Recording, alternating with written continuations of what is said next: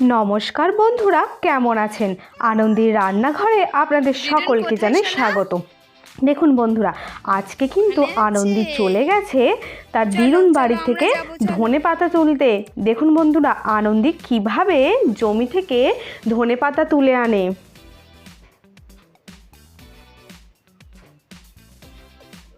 দেখুন বন্ধুরা, কত সুন্দর জমিটাতে পালং শাক, মূলো শাক আর তার সাথে ধনেপাতা হয়েছে। আর আনন্দী ছুটতে ছুটতে চলে গেছে তার দিদুন বাড়িতে, গিয়ে তুলে নিচ্ছে জমি থেকে ধনেপাতা। বন্ধুরা দেখুন,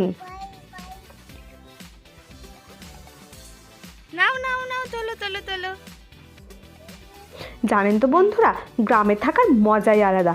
মাঠ থেকে সব কিছু তোলো, ভালো করে ধোও আর মজা করে বানিয়ে খাও। আর দেখুন বন্ধুরা, এই আনন্দে এই ধনেপাতা পেয়ে কত খুশি হয়েছে, কারণ সে আজকে এই ধনেপাতা দিয়ে একটা মজাদার রেসিপি বানাবে ভাবছে। তো চলুন বন্ধুরা, আমরা দেখে নিই। দেখুন, ওর তো ধনেপাতা তোলা হয়ে গেল, এইবার এসেছে লেবু গাছ থেকে লেবু তুলতে।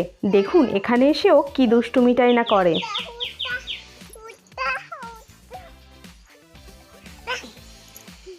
গাছে হাত দেবে না সোনা, কাঁটা, হাত দিও না, কাঁটা। না মা, মাম্মা। হ্যাঁ, ওটা কি? ওটা কি বলো? এটা কি করবো?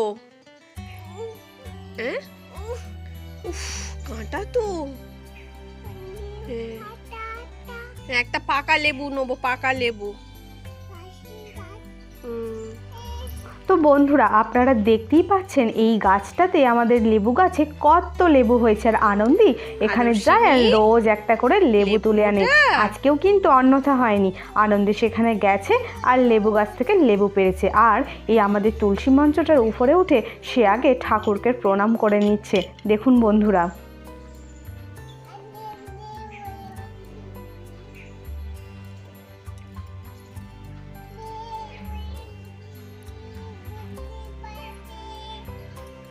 আনন্দী কিন্তু এখন মন্ত্র বলতেও শুরু করে দিয়েছে। যদিও মন্ত্রের উচ্চারণ যথাযথ না হলেও সে কিন্তু বেশ ভালোই আস্তে আস্তে শিখছে। শুনে নিন বন্ধুরা, সে কী মন্ত্র বলে আর কিভাবে ঠাকুরকে ধূপ দেখায়।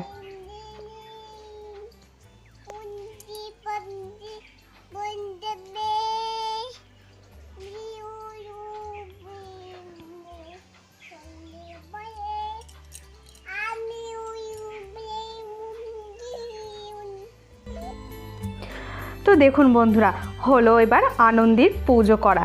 তারপর আমি গাছ থেকে নিয়ে চলে এলাম একটা আস্ত লেবু। আনন্দী অমনি খপ করে হাত থেকে লেবুটা নিয়ে নিল। তার আবার একটা লেবুতে হয় না, তার আবার দুটো লেবুই চাই। যাই হোক বন্ধুরা, সব কিছু তো মোটামুটি জোগাড় করা হয়েই গেল। এবার হচ্ছে আমাদের একটা মজাদার রেসিপি করার পালা। তাই আনন্দীকে নিয়ে চলে এলাম সোজা বাড়ির দিকে। এইবার কিন্তু আমরা বানাবো একটা মজাদার রেসিপি।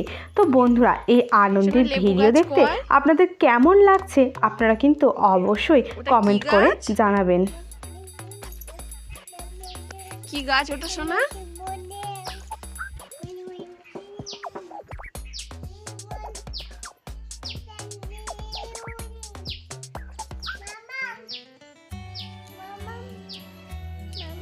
কি মা?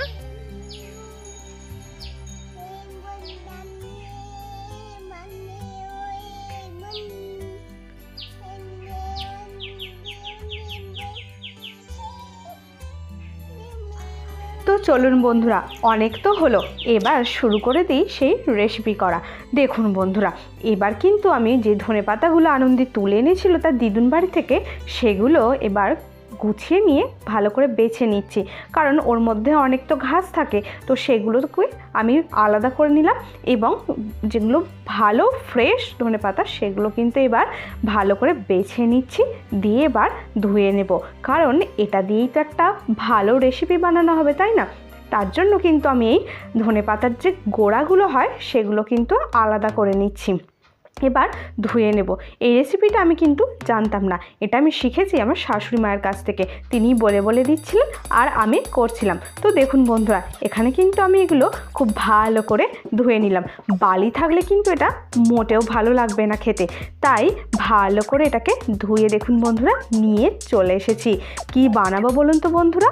ঠিক ধরেছেন, আজকে বানাবো ধনেপাতার চাটনি।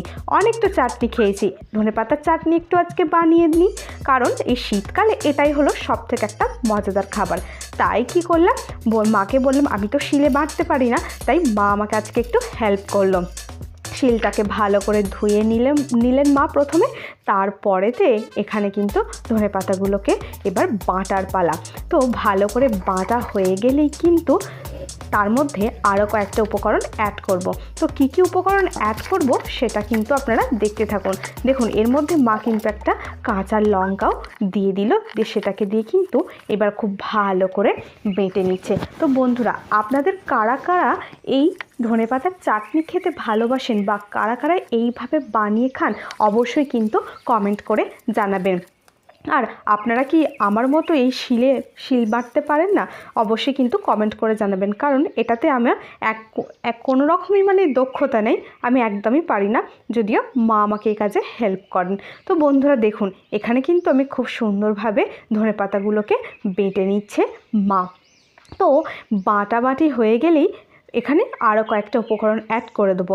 আপনারা যদি বাড়িতে এটা বানিয়ে খাওয়ান তাহলে কিন্তু সবাই আপনাদের বেশ ভালো প্রশংসাই করবেন।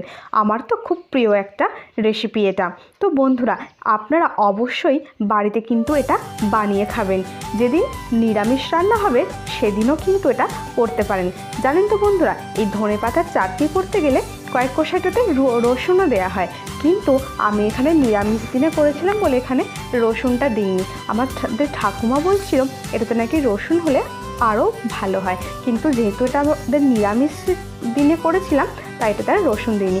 আপনারা চাইলে কিন্তু এটাতে রসুনও বেটে দিতে পারেন। তো বন্ধুরা দেখুন, আমাদের কিন্তু এখানে বাটাটা মোটামুটি রেডি হয়ে এসেছে। তো বন্ধুরা দেখুন, এই যে দুষ্টু আনন্দী আবার চলে এসেছে।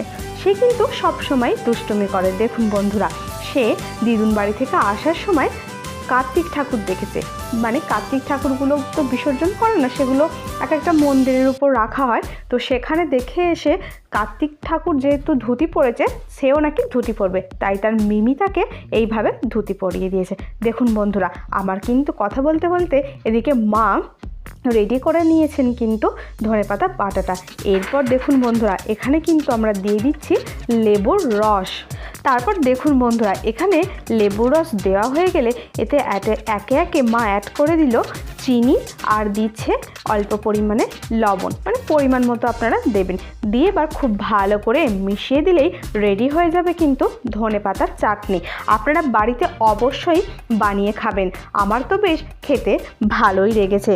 তো বন্ধুরা, এই ভিডিওটা কেমন লাগলো অবশ্যই কিন্তু আপনারা কমেন্ট করে জানাবেন। আপনাদের কমেন্টের অপেক্ষায় রইলাম বন্ধুরা। সকলে ভালো থাকবেন, সুস্থ থাকবেন, ধন্যবাদ।